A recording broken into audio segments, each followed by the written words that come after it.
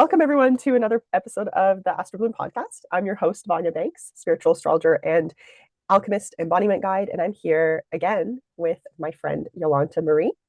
She is a psychic medium and intuitive, and she's been on the podcast before, and I'm so happy to have her back. I thought with this crazy year we're having and all these shifts that I've been talking about on the podcast recently, I thought it would be really nice to have Yolanta on and talk about, what spirit has to say and how we can move through this energy and with it and be prepared.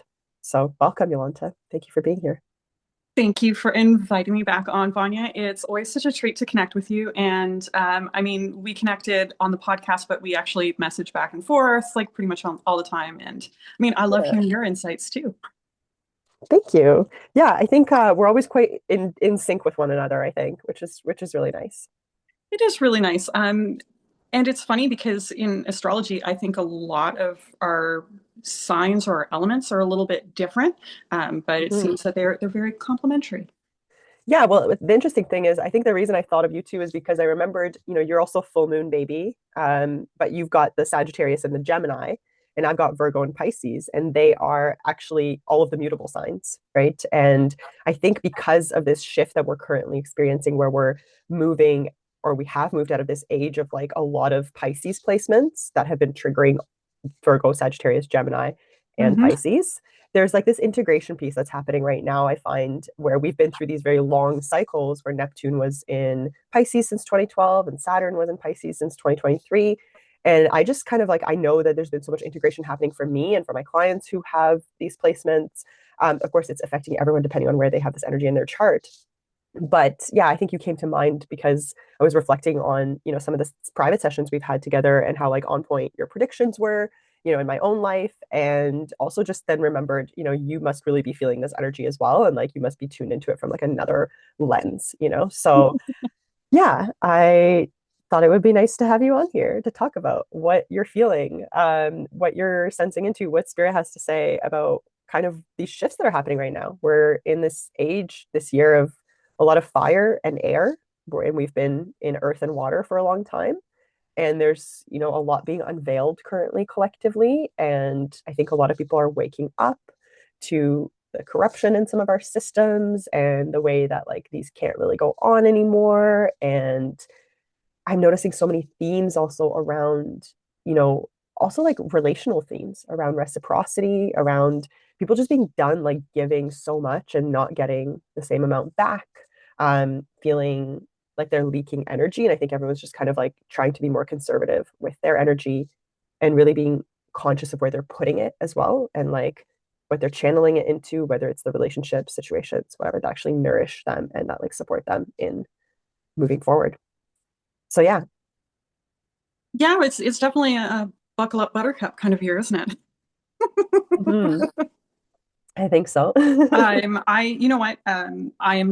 I'm delighted that some things have come to light and now we can talk about them. Outside of closed doors and hushed rooms where I know I've spoken to some of the things that have come to light in privacy with people that I was close to Mhm. because, the environment wasn't ready to hear it beforehand. So it's nice that just the tip of the iceberg has been revealed in some cases. I do think that unfortunately, it feels as though we will likely see a lot of what that means coming up throughout the year in different ways. I really feel as though the best way forward is for people to feel more into themselves and become a little bit more intuitive. Um, and just be able to process information on their own. My daughter asked me earlier in the year what I was doing, what my New Year's resolution was, and I told her I was putting happiness back in my own pocket because up until this point I had been giving it away to other people to see if maybe if I put my happiness in their pocket, will I be happy? And this year it's very different, but that's the way I think people need to approach this year: is take your Mhm. happiness out of everybody else's pockets, take your intuition out of everybody else's pockets. Take your thoughts out of everybody else's pockets and put them into your own. And really look at the information that's being presented to us, and feel into that. What is true? What is the collective noise? What is what people want you to think, so that way they are a little bit more comfortable, but perhaps it's not the truth. I really like that the term gaslighting has become popular over the last few years, Mm-hmm. because I really feel as though that's been happening to the public in so many ways. Mm-hmm. And if we learn to tune into factual information, but also dip into our own intuitive abilities, I think we will discover a lot more. Mm-hmm. Because again, as this world is learning some really dark information, Mm-hmm. that dark is going to once again try to be hidden. And it's only through Yeah. us that we'll be able to continue knowing the truth. Yeah. I love you. Thank you. I love that for that reminder. Thank you for it. Because I think the one thing that's been coming up a lot in my client sessions as well and in the gatherings, because I've been hosting a lot of like events again, sort of really getting set up in BC, and you know that I had a big kind of life transition in recent years, but I've been feeling this really important call to like gather in community and mark these like important times that we're living in and these big shifts that we're feeling astrologically, particularly this month with eclipse season, with the Saturn Neptune conjunction. And one of the resounding things that's been coming up a lot that people seem to really be tuning into as well is like being more connected with their instinct, their intuition. And I really think it's that like Aries energy that's coming through with the Saturn and Neptune conjunction in Aries. And we're also moving into a lot of like Leo energy later this year. I know you've got your North node, so kind of your North star in Leo, and we talked about this before. It's my South node, right? So I think there is this like focus on like being a little bit selfish, and um, not in like a egotistical way, but like looking out for yourself, right? Looking out for what's best for you, but keeping the community in mind and keeping in mind what communities are supportive of where you want to go and who you want to be and the type of world that you also want to see. So I'm really noticing that coming up a lot in these gatherings is like, how do I cultivate community and connections that support who I'm becoming and that also align with like my instincts, my intuition, my ability to like trust in the path that might not be entirely clear in front of me, but that like is appearing in some ways once I start to take aligned action, right? In alignment with my intuition, in alignment with my instinct. Um, yeah, how do you think that people can best kind of follow that advice? Like, what does that look like to be connected to intuition, to instinct? It's really learning to understand what your baselines are. How do I feel right now in this moment, without the attachment of, like before I connect with, the people at work or my kids? What does my body feel like? What does my mind feel like? What are my thoughts feeling like? And then when we're interacting with other people or with other situations, see how those subtle changes are happening in our body, happening in our thoughts. That's the distortion coming in from other people's energies. So it's really becoming just learning what's inside of yourself without the influence of everyone else. And I'm going to go back to your Leo energy that's coming up. I'm going to look at that as it's not being selfish to be in your Leo energy, because that just Mm-hmm. means embodying yourself and not getting caught up in the drama of other people.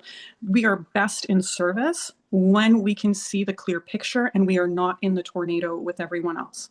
When we go Mm-hmm. into everybody else's drama, when we're in their panic, when we're in that sort of chaotic energy, we can't be of service in any way at all, because we're in that panicked, ungrounded energy. The best thing we can do is to come back into our body. What are our own thoughts? How does our own body feel? Are we here now in the present, or are we stuck in the past? Are we reliving a trauma wound? What's going on inside of us? And then understand when outside influences are coming up, or when those outside influences are triggering us, letting us know what's going on. It's really about feeling into yourself and then feeling the subtle changes that are happening Mm-hmm. around you when someone says something, when there's something going on around you. Yeah, I think what you're describing really is like having a sense of self-awareness, right? And like being grounded in your heart and in your truth.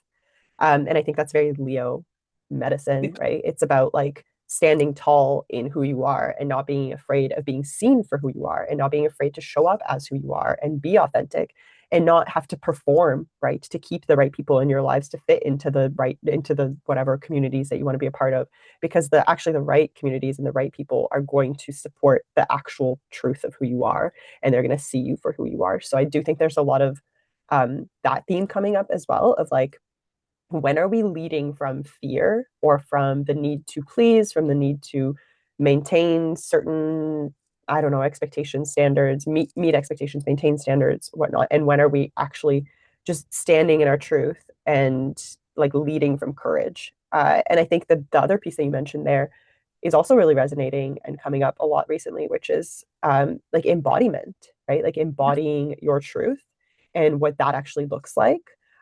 Because I think we've all been learning, over the last little while, particularly with these Pisces transits that we were in, with the North Node still being in Pisces, we've been learning a lot about boundaries and discernment. And Pisces, like, it's like a little sponge, right? It's a super sensitive, empathetic sign. It wants to dissolve boundaries. It wants to merge with everyone. It wants to merge with everything. It wants to go back to source, and it feels this interconnectedness. But I think when the shadow of Pisces comes up, which is what we have learned in the last few years, is when we lose ourselves in that process, and we try to save others. We take on their trauma. We take on their beliefs. We like, this is like ancestry. This is like things that are from the past, present, future, across timelines, right? And I think what we've really been learning is the medicine also of Virgo, its opposite sign, which is all about discernment, boundaries, having containment, right? Not losing the compassion and the open heartedness of Pisces, but being able to have an open heart, to be an empath with boundaries and with containment and with discernment, right? So, yeah, I think that's a big piece around embodying these lessons and embodying um, the energy that we've been all integrating. And I think a lot of that comes through like knowing yourself and being brave enough to set boundaries that respect your truth. Yeah, and boundaries aren't walls, right? And I think that's where No. some people get a little bit stuck there. It's like, what am I okay with in this moment right now? Because the boundaries can shift, they can change. Today, your boundary might be, I'm not staying up past 10 o'clock. And, someone might be trying to get you to go out past 10 o'clock. No, I'm sorry, I'm not available at that time. But it might change on a weekend, right? So the boundaries Yeah. can shift and they can change. And I think that's where people get stuck, where they think it has to be a really hard line all of the time, or they think that setting that boundary is completely cutting somebody out, and that's really not the case. When you set a boundary, it's just kind of saying, no, these are the rules of my game right now. Mm-hmm. This is where I feel safe and comfortable, and how we're just going to interact in a safe, mutually respectable way, right?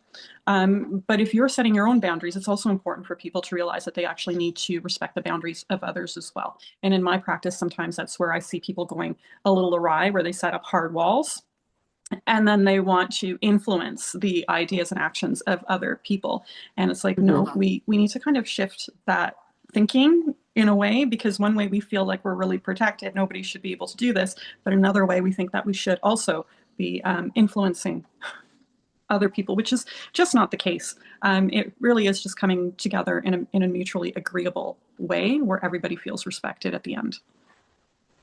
Totally. I really agree with that. And I actually think that there's so much growth that can happen in relationships, through setting boundaries, because I think there's a lot of personal growth in it, first of all, because I think it does provide a lot of the times I've found a lot of positive reinforcement through that experience, right? Where I've been more confident in myself from that experience of like knowing myself, knowing what my boundaries are, knowing where I stand on a certain matter, what I'm willing to accept, what I'm not willing to accept, right?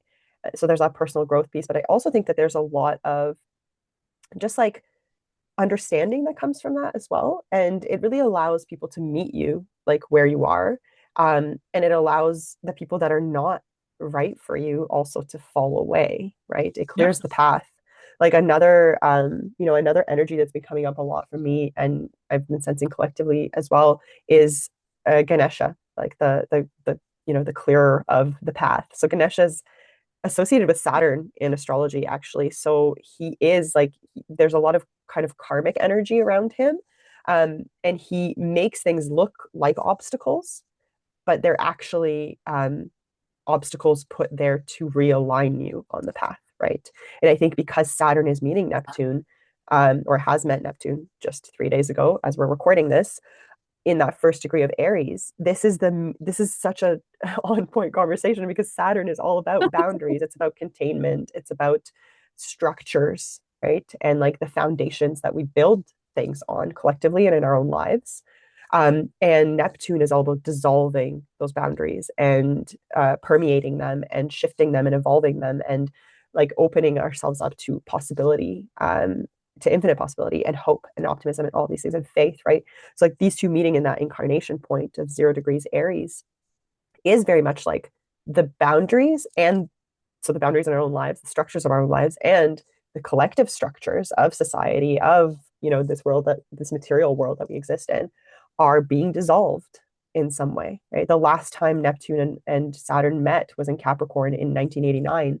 Well, one of the most clear examples of that was like the fall of the Berlin Wall at that time, literally a wall coming down, that was creating divide and all these things. And so, yeah, I think it's like a very interesting conversation that we've landed on this topic of boundaries, because it's so archetypally related to Saturn and Neptune. And I think this archetype also of Ganesha that's coming up, of like the clearer of the path, right? Where sometimes we think that things are obstacles and we think that things are put in our place to like deter us from what we actually want or desire. But it's just that we don't actually know. We don't know the outcome. We don't know. We don't have access to like the plan that spirit has in place for us. We can tune into it. Our intuition obviously gives us, visions and dreams and desires and signs and synchronicities to move towards that. But we can never fully know the outcome. We can't know where we're headed. We just know where the next step is, or like where we'd like to be. And I think that's like what's coming up as well in this energy for me. What do you think about that? And sometimes we feel like we're led into the next step, and it's actually the wrong step. And it's just meant because you needed to clear some sort of thought pattern out. You needed to clear Yeah, something out. So sometimes even when you use your intuition, it might feel as though something terrible has happened. But in actuality, yeah, it's opened you up in a way that when the right things happen, you are able to accept them in a proper way. exactly, And what I love is exactly. that you're talking about Ganesh, because I actually had a client who was so kind to say a couple prayers for me and maybe my partner at a temple a couple years back. The very next day, my partner lost his job. Total clear of Wow. the path, got rid of all of the stress. We are now in a more stress-free place. Did it look terrible for a hot second? Absolutely, it did. Um, but you know what? At the end of the day, it cleared off so many things that we did not want in our lives and opened up so many different possibilities. We were able to travel. We were able to find somewhere where evenings feel a lot nicer, Yeah. because Ganesh stepped in and took care of a little bit of a problem for us. Yeah, I'm hoping to see the benefits of all of the earrings that I've lost to Ganesha in the last 6 months, because I didn't realize that he likes to adorn himself with jewelry. I mean, I knew he wore lots of earrings and stuff, but it was so funny because I was house sitting in Vancouver in the fall, and I had this moment of like I got really sick when I got there, and I was like really looking forward to like exploring the city a bit. I had been on the island, kind of a bit isolated all summer, and then I got so sick in the fall, and I was just like, this is not what I envisioned, but okay, here we are. And finally got out to explore a little bit after. And on my last day there, I was kind of sad to leave. I realized I really liked him much more than I thought I would. Not really usually a big city person. But literally, I'm walking into the house and I look up, and on the gate, there's a little figurine that someone put of Ganesha. Like it just appeared one day. And I had, like I said, I had bought maybe like a few pairs of earrings over the last year and lost like three of them this summer, just like disappeared into thin air. Like I have no idea where they went. And then I was like, okay, I think it's time to replenish my earrings. I don't have like the ones that I want to have right now. And so I bought a pair, and the artist, I mentioned to her, I've been losing them like crazy. And she's like, yeah, it's Ganesha. And I was like, what? She's like, yeah, it's Ganesha. Like he's taking like sacrifices from you to clear the path. He's like, you know what? You can have them. I love Feel that. free. Feel free. Maybe this is why I don't have my ears pierced. That's probably it. Oh Yeah. my goodness. Yeah, I really think that I think we're in for a very interesting year ahead. I think the embodiment piece that we spoke about earlier is super important. The boundaries, again, will be super important. Discer the embodiment really because we need to practice our discernment, especially with AI being what it is, and it's actually probably a little bit more powerful than what we realize. And I think discernment at that point is going to be really important for us to have and embody. Um, for me, this feels as though this year ahead is going to be a little bit more uncovering and hopefully a little bit more of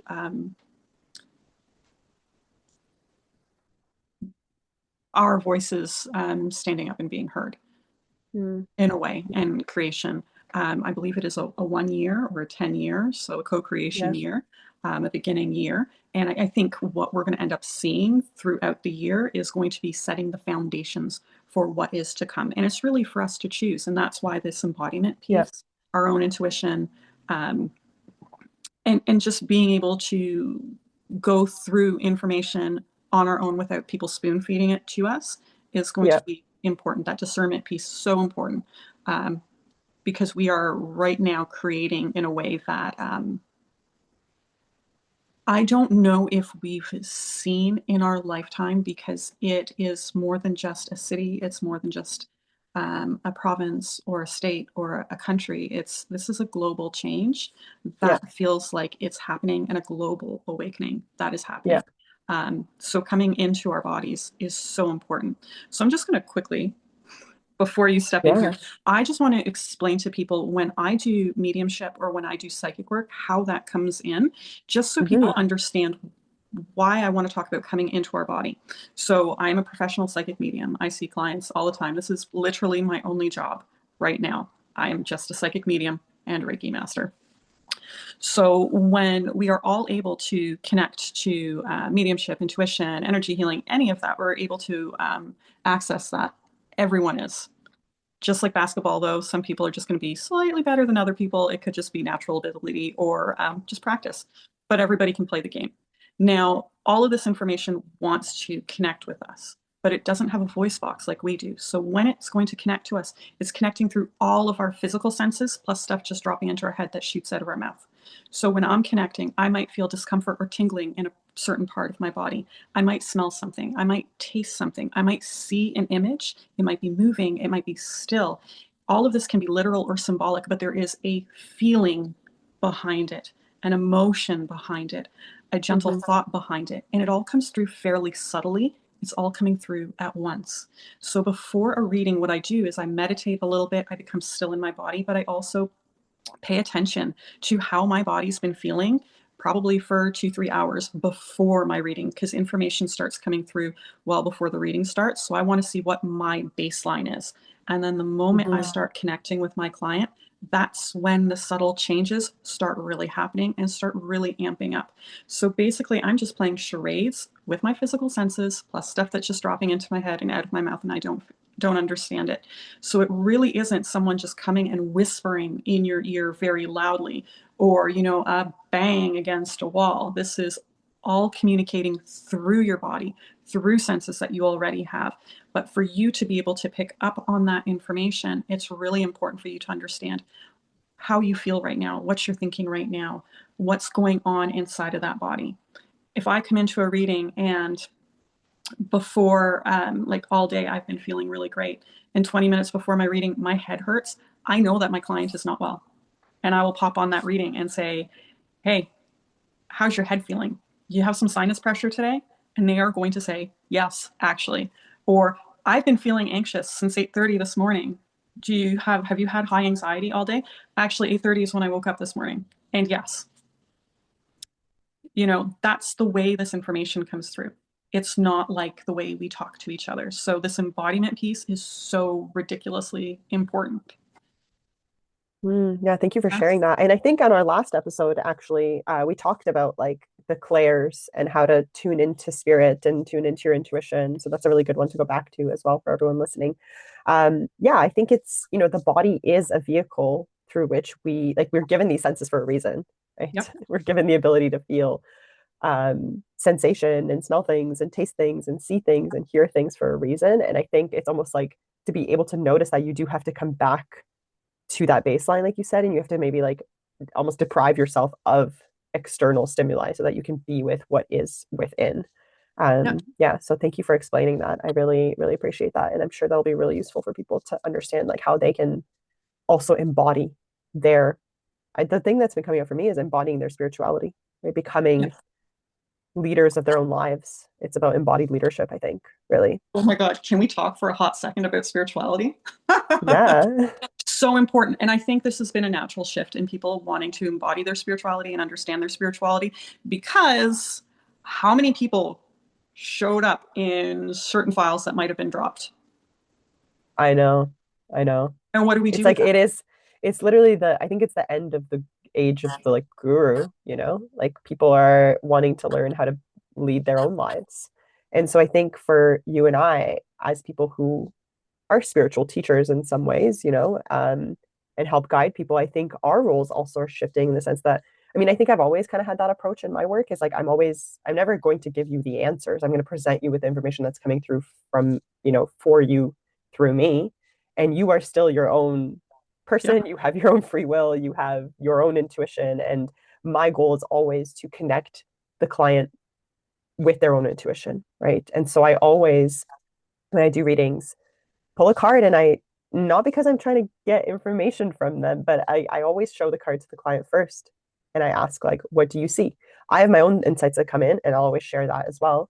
But I'm always kind of coaching people on how to recognize the signs and the synchronicities and tune into their body as well and the sensations that are coming up and the sounds and the images and the words and all of the things. And it's like, what does that mean for you? Right? Because I know what's coming through for me looking at your chart, connecting to my own intuition, from the oracle or tarot or whatnot. But yeah, what is your intuition also telling you? So I do think that that's a big shift in the spiritual world as well, is like moving more towards embodied, self-led in some ways spirituality. Well, and that's actually a really great thing that you do because you understand your intuition, you understand how it's coming through for you. But when we're talking to other people, they don't necessarily know that. And when it comes to things like symbols, which are huge when we come into intuition, symbols between people are going to vary. It depends on our experience. It depends on actually just even how it physically comes through at that moment. Um, Let me just give you a quick example. I have a friend that is so terrified of birds, so terrified of birds. Hmm. But if you go into something like a dream dictionary or these other symbolisms, it all is going to tell you that this bird means freedom, Yeah. breaking free, flying above, being able to see a situation from above, all these wonderful things. Do you think my friend is ever going to open up to experience freedom if her intuitive symbol for freedom has to be a goddamn bird? No, Yes. no. She will do anything possible not to see the bird because she's scared of the bird. It doesn't matter what Yes. this ascribed meaning for it is.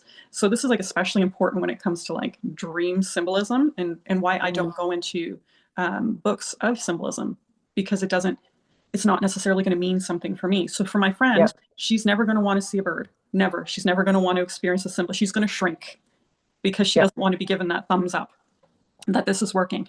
But there are probably other symbols that would mean more of freedom for her. She might actually see an ocean for her as a sign of freedom. So anytime she sees an ocean, either intuitively or in a dream, she has that sense of freedom and she can understand that as freedom. Where a bird could mean this danger is coming for her, right? So Mm-hmm. symbols do vary from person to person. So for you to help your clients for them to understand what they're seeing, what they're picking up, and the symbols that are in each card, super important because their symbols will be different in a lot of cases than yours. Mm-hmm. Yeah. I think there's so much to be said for like just cultivating that connection to your own intuition, right? Because I think a lot of times when we're not connected to that, we tend to outsource it to other people that might have some certain level of authority that we perceive, right? So, being an astrologer, being a psychic, like people might come to us and be like, well, kind of tell me what to do, right? But That's not the point. The point is to help people tune more into themselves. And I think that's a big thing that I'm sensing right now with this shift energetically and just with, yeah, what's been unveiled in terms of like some spiritual leaders just being in, you know, the things we will Involved in not awful name, dark but things. exactly involved in awful dark things. Yes. And how much, yeah, of course, loss of like trust and respect and all the things there has been as a result of that. Totally. Yes. And And unfortunately, that just has, I think that's left a lot of people wondering if there's any credibility in what they had said, any credibility in yeah, their own practice that they did when they were led by this person, or they may be like, I mean, I did some meditations from one of these individuals that may or may not ever be named. Um,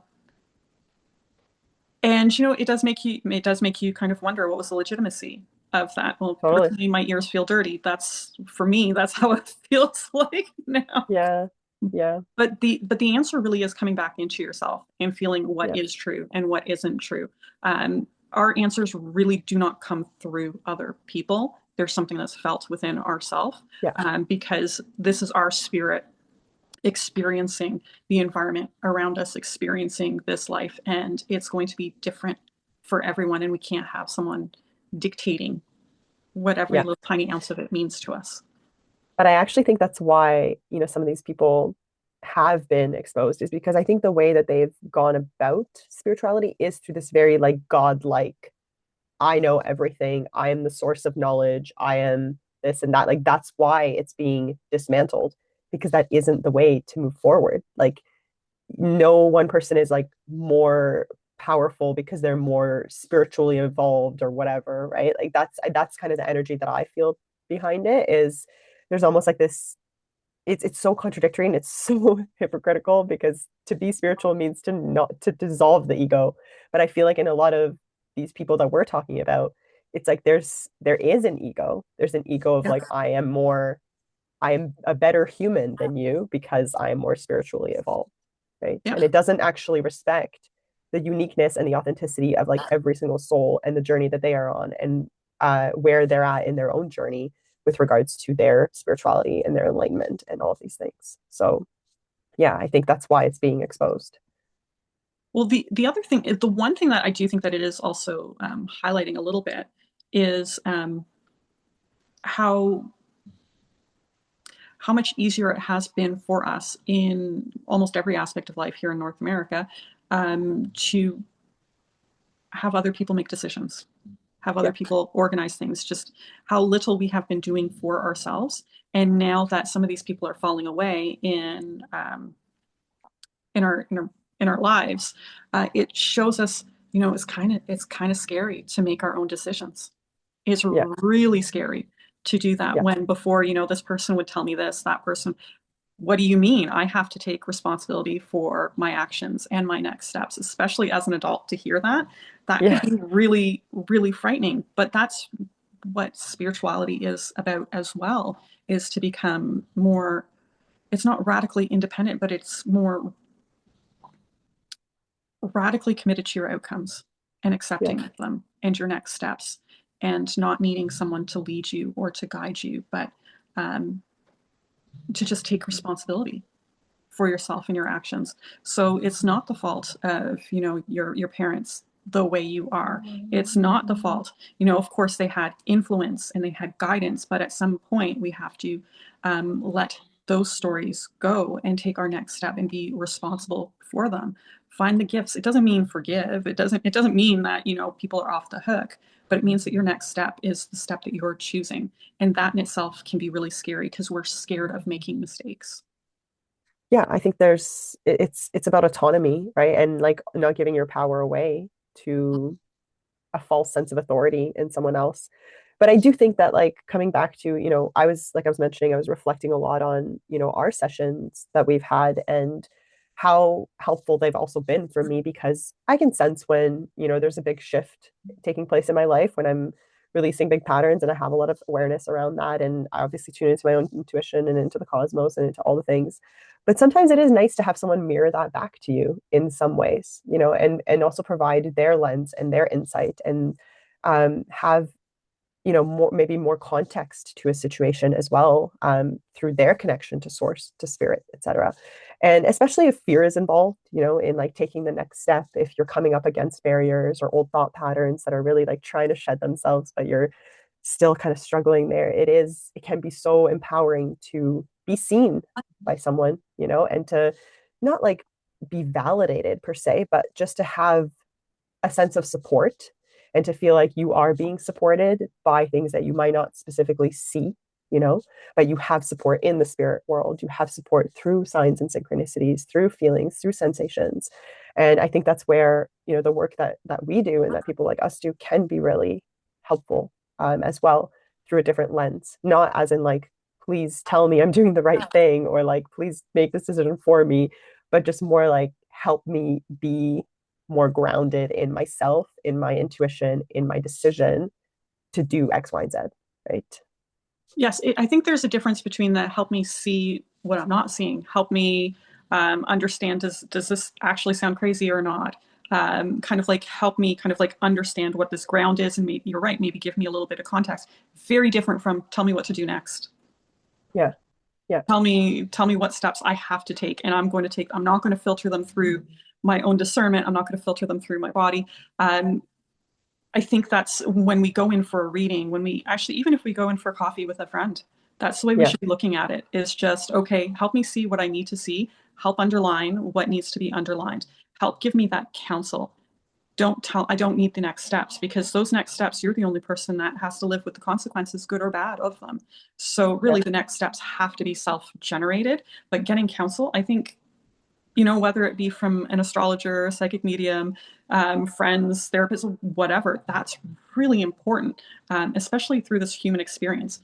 But to defer decision making to an outside source, I am hoping that everything that's being revealed right now helps people choose not to do that. Yeah. Totally. Yeah. I think it's, yeah, I feel like I can't say it enough. Like, I just think it's such an important time to be embodied in ourselves and in the way that we move forward right now, and to really like know ourselves and not be afraid to show ourselves as well, right? And who we are. Yeah. Happy Saturn, Um, isn't it? what's that? Happy Saturn energy. Totally. Yeah. I also think like, as we move into the rest of this year too, just that Aquarius Leo axis gets triggered more as well. And this is about community and collective and sort of like the future that we're moving towards. And like you said, we're building something. We are building something. The meeting of Saturn and Neptune in the first degree of Aries, like that is a new foundation that we're all pouring.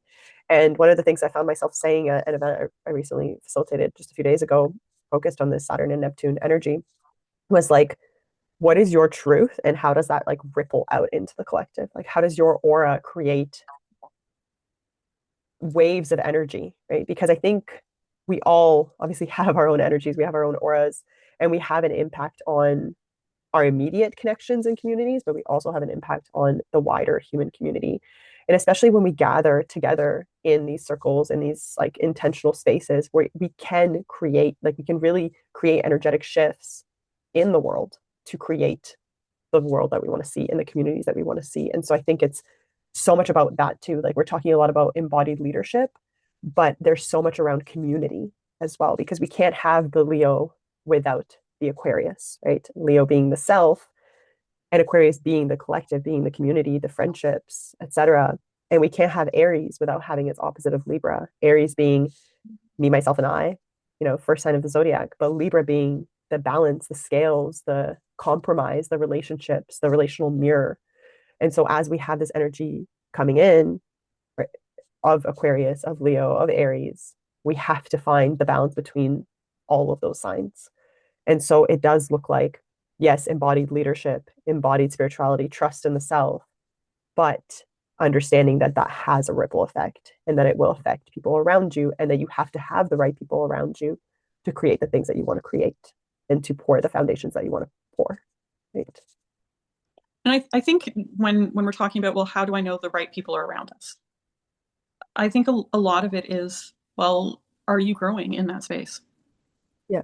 Are you helping other people grow? So if you're wondering if the people around you are uh, the right people, just ask yourself, do I feel like I can grow and expand with them? Are they growing and expanding on their own as well, pursuing their own um, ideas, their own thoughts?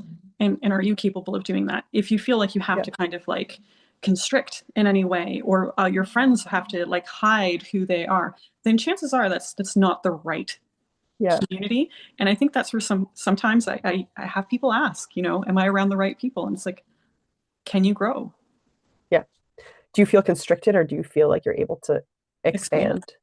Yeah. I think that was such a huge thing for me, in leaving my marriage over the last few years because there was nothing per se wrong, just Yeah. felt constrictive, right? It just felt like where I wanted to be and the things I wanted to be doing, I wasn't able to move into that version of self. I just kept feeling constricted, kept feeling like I was made to hide parts of myself or quiet my desires or disconnect with parts of like what my soul was longing for. And I think that's a huge indicator of am I able to be myself in this relationship? Is where I'm going aligned with where these people are going, where or this person is going, right? We're talking about one-on-one relationships. Yeah, I think it's to a certain extent, pressure can be useful, Yeah. right? Because we know that pressure creates diamonds, and that's very much the analogy I love to use for Saturn, because Saturn is pressure, it's duty, it's responsibility, it's work. But to a certain point, we've done all the work that we can do, within a relationship, within a context, within a situation. And if we still feel constricted by it and we can't actually grow from the lessons we've learned and expand into the next version of self, then that's where it's like, well, this isn't serving me anymore, right? And it's not actually aligned. So thank you It for looks, bringing that up. it's not just not serving you, it's not serving the other person or other people either, Exactly. because they're not receiving the best version of you. And chances are, if you have to hide part of yourself or you're not able to expand, they're feeling that too on some level where they can't embody themselves Yeah, either. So it's a exactly. two-way street. And like you mentioned, nothing actually has to be wrong. Yeah. And it just creates a lot of stagnation, right? Yeah. And stagnation is not what we want because we're not here to stagnate. We're here to grow as spiritual beings in human bodies. And, when we're talking about the nervous system too, and like how this might feel in your nervous system and in your physical experience too, is like, do you feel open, right? Do you feel safe to kind of like think about opening your heart, right? Do you feel relaxed? Do you feel grounded? Do you feel at peace? Versus do you feel like you have to perform? Do you feel like you have to hide? Do you have to, hide parts of yourself? Do you feel on edge?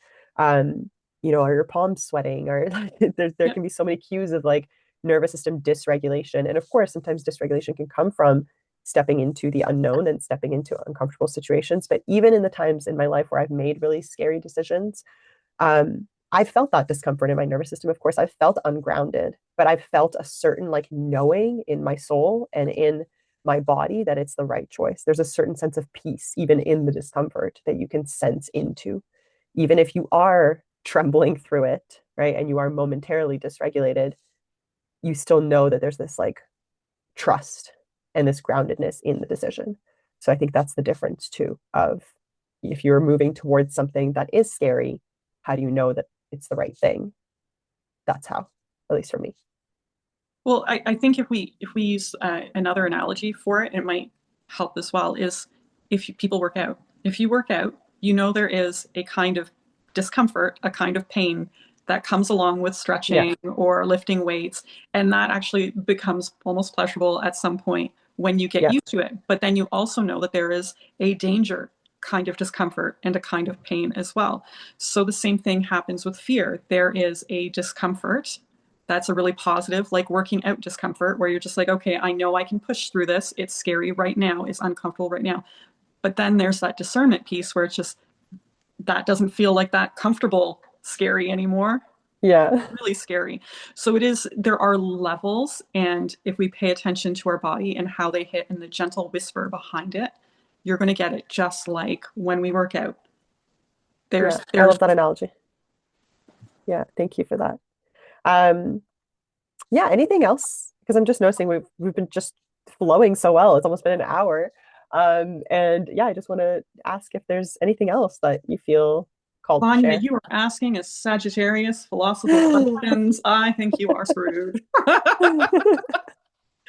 This is your cue not to invite a Sag and ask And philosophy. Gemini moon. In Gemini moon, here we are. Surprise. I love it. I'm here for it. Um, yeah, I just I think the biggest thing that we were talking about is just embodiment and the boundaries for this year. It's I think we're in for a wild ride. I'm here for it. Yeah. Yeah. I'm I here think for it. we need a change. Like we've been stagnant for a long time and we need a change. And with change comes Birthing pains. discomfort. Exactly. Birthing pain, discomfort, pain. But I think, literally what we were just saying is such a great tool for people to use in this time of discomfort and change. We are going to be highly dysregulated as a society because we're inundated by new things, new information, new ways of being out in the world. And so it's so important to come into your practices that like ground you, that regulate your nervous system, spending time in nature, doing yoga, doing your meditation, doing breathwork, connecting with people that you feel safe around. And like I think it's so, so important to be coming back to those tools of regulation. And I think, that's why I'm like launching a whole online membership that has like a lunar embodiment library with meditations and yoga and all the things because I think people need that now more than ever, right? Ways to come Yeah, back into the body. So absolutely, because we are creating a new Earth. Like we're creating and we will be creating a new system. yeah, We do not want to create that system from a place of fear or a place where we think we need to grab the next best thing or grab the yeah, next best person that shows up on the scene. Because I'm going to tell you right now, they will not be the best thing. And that next system that presents itself will not be the best thing. But the yeah, idea is if you're in panic just to find the comfort, you're going to grab at it. So being able to come back into your body and 100%. look at this through a grounded perspective, knowing that, you know what, we can pass up a couple things and something better is just behind it, is really, really important. Often, oftentimes, the wolf shows up in sheep's clothing because you're Yeah, just screaming for relief. That's not yeah, what we want to create from. yeah. It's so important to widen our tolerance for like for being in liminal spaces of uncertainty Yeah. because if it's anything like what I've learned in my own life and I've seen mirrored in so many of my clients from the relational perspective, because obviously as someone who's gone through a big relational shift, leading a 14-year relationship and marriage, I notice that in myself and I see it in my clients all the time now and friends that leave long-term relationships. They feel a spark with someone, shortly after. They feel seen. They feel a taste of like what they haven't had in a long time in some ways. And they latch onto that and they seek it desperately and they want it to be the thing, right? And because we're not used to being on our own, we're not used to regulating our own nervous system. We've had years of co-regulation, we've had years of like secure partnership, even though maybe it wasn't the right fit or whatever in the end. But we kind of like we see that first glimmer of hope and we project and we attach to the projection and to the idea and we want it to be the thing. But what we actually need to do in those times, and this is completely translatable to systemically and collectively what we're going through, is we actually need to learn to be with ourselves and we need to learn to be in our own energy and be content with our own energy and take care of ourselves and learn this new version of self and regulate our nervous system so that we can pick from fullness, not from scarcity, not from Yep. fear. And one of the questions I've been asking myself a lot lately and my clients is, are you leading from fear? Where are you leading from fear? And where are you leading from like love and courage? And I think that's the question we need to be asking ourselves collectively as we like pour this new foundation, right? Yep. And when you just feel panicked or, you can't grab a thought, that's your moment where you just need to stop absolutely everything and just ground and disconnect for a moment until you are able to reconnect. Yeah, I Because totally there's agree. so much information that keeps coming up. And I mean, I've been guilty of it too, where you just kind of go through it and you become a little frazzled. Mm-hmm. But that is the moment where we have to just stop, ground, come back to ourselves, and then look at it again from a different perspective. And that's the perspective of power. We have no power when we're frantic. We have, again, no power when we're in the middle of the storm. We have power when we are grounded, when we are non emotional. Yeah. and we can move with logic. And I think that'll end up being a big theme for this year. However, again, I'm going to go back to we need to practice discernment Yeah. because I don't think all the information and the pictures that we're going to be seeing are going to be real. Yeah. Yeah, and I think like coming back to that point that you just mentioned around making decisions from like a grounded logical perspective, I think my experience with that really has been um making decisions from, especially as someone who is very emotional, like I'm an emotional authority in human design. I have a water moon, like I feel all the highs and all the lows. And I think what it comes down to is not necessarily detaching from those emotions, but like feeling them, going through the waves, right? And then coming to a sense of neutrality with it, where you can Yeah. still honor the emotion, you can sense it, you can understand how this situation, this person, this thing, whatever made you feel, but you can then make a decision from a more detached Yes, the perspective or detach. Yeah. stance. So it's really like that merit, it's the sacred marriage within, right? Of heart and mind, of the yin and the yang, of the masculine and the feminine. It's the, what do they call it? The intelligent heart, right? Yeah. In alchemy. So yeah, I think that's a really important reminder as well. Yeah. Yeah. Doesn't matter if the emotion is very positive or very negative. It's that detached mind. Yeah, yeah, It's exactly. Not very, identifying with it. Yeah. yeah. Well, thank you so much. And I just want to add, I think when we were talking about symbolism, and I know that you know this, but I just want to present it to the readers and or the listeners and just, illustrate how powerful your skills are and how much I value your gifts. You and I had a session January 2025, and it was like, I think at the end of the month. So it was right at the beginning of the snake year. And I'm a snake in the Chinese zodiac, and boy, I did not know what I was in for that year. But we had a session, and you had said all these things around, me kind of like living on this like sandy beach and all the things. And I was like, okay, yeah, you know what? I was actually considering this job on this remote island off the coast of BC, and that's a really good reminder for me to reach out to this woman, like because I was really excited about it, but I kind of forgot about it. I got caught up in, moving across the country, and then lo and behold, that's where I ended up, in the summer. And of course, the island in the indigenous language is referred to as Ihus, which means double-headed serpent, as it's in the shape of kind of a snake. And for some reason, there's this huge like lore and mythology around the island with like mermaid archetypes and like all these like footless beings, right? And also people just really mess up their feet the minute they like land on this island. Anyway, so backtracking to our session, you were channeling my grandma who had passed a few years ago. You mentioned something about this like funky pair of boots, like this weird Yep. pair of boots or shoes or something. And I was like, I don't know, I'm pretty like atypical Virgo. Like I all of my shoes are pretty neutral. I don't really have anything out there. But like 2 weeks after we had that call, because we both kind of left the call being like, I don't know, she's really adamant about these funky shoes.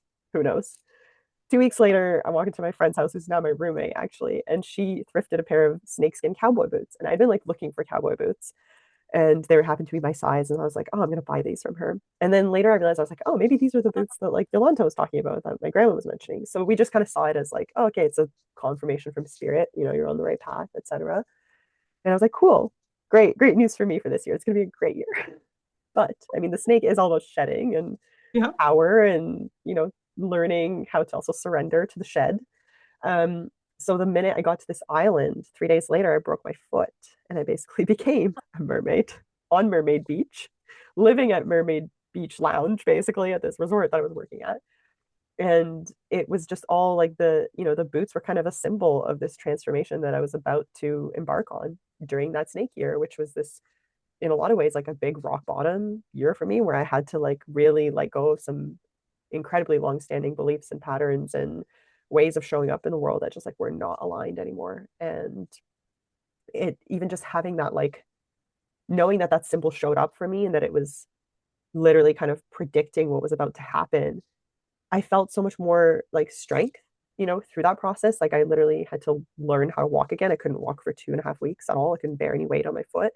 And as I was like learning how to walk on crutches again, on a gravel road, because the whole island is sand and gravel, I just like I felt my grandma with me, like I felt like she was there, like teaching me how to walk again, right? And I just felt so supported through that because I knew that she was there. you know. And yeah, I just want to say thank you, and I'm just amazed at what you do, and I really appreciate it. And I hope that everyone books a reading with you. Thank you. And that's I love how you I think you're the way you approached the reading was so beautiful too, because you look for symbols. So for so many people, they would have just looked at the boots and been like, yeah, okay, these are the boots that my granny knew these boots were showing up for me. But you were able to see, and I think your grandma was able to provide different symbols that would have had so much meaning for you. Yeah, And I yeah, think that's a testament to something that's greater than us. And that's everything that's outside of this physical body. It yeah, just can provide so much meaning in such simple ways. yeah. And it's wild. I think it's wild. I love I love it. all of it. I love it. I love I it. love it And I too. love that Ganesh just stole all your earrings. I would still love some of them back, but probably not going to get them back. Hopefully, I'll get them back in some other way that is way better than earrings. Yeah. Did you get your ears pierced again after? Maybe that was the sign there. Get No, more no, like earrings. I have they were like costume jewelry earrings. I switch them out all the time. So like I have permanent ones I wear in, but they were just like nice big statement earrings and stuff. The kind that he likes, really. So yeah, so funny. But thank you so much for being here. And I'm gonna link your website in the show notes, so people know where to find you. And yeah, I feel like this has been such an aligned conversation, and I'm really excited to hear what people think about it. And yeah, we're in for a good one, I think. At the end of it, I think it's going to be good for us. It might not be easy, Yeah. but it's good. No, I don't think it's gonna be a great year. Okay, well, thank you, everyone. Till next time.